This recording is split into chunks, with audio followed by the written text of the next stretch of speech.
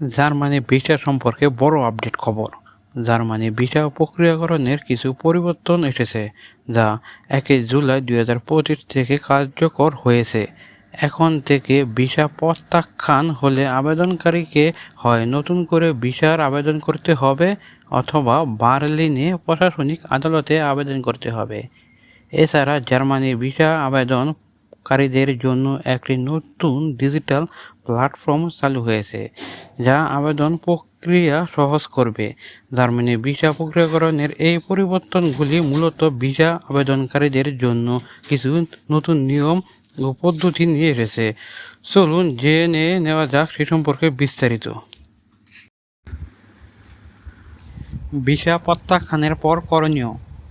আগে ভিসা প্রত্যাখ্যান হলে আবেদনকারীদের বিনামূল্যে আপিল করার সুযোগ পেতেন, কিন্তু এখন থেকে ভিসা প্রত্যাখ্যান হলে আবেদন হয় নতুন করে ভিসার জন্য আবেদন করতে হবে অথবা বার্লিনে প্রশাসনিক আদালতে মামলা করতে হবে।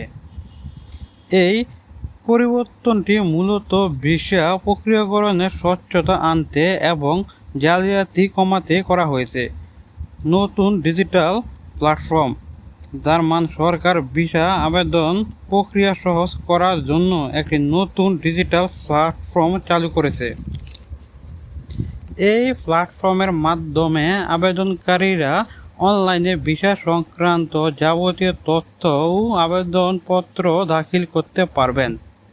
নতুন এই প্ল্যাটফর্মটি ভিসা আবেদনকারীদের জন্য একটি গুরুত্বপূর্ণ পরিবর্তন, কারণ এটি আবেদন প্রক্রিয়াকে আরও সহজ ও দ্রুত করবে বলে আশা করা হচ্ছে।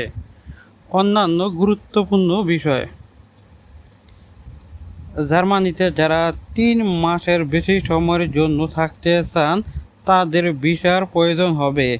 বিভিন্ন ধরনের ভিসার জন্য বিভিন্ন ধরনের প্রয়োজনীয়তা রয়েছে, যেমন student visa, job seeker visa ইত্যাদি।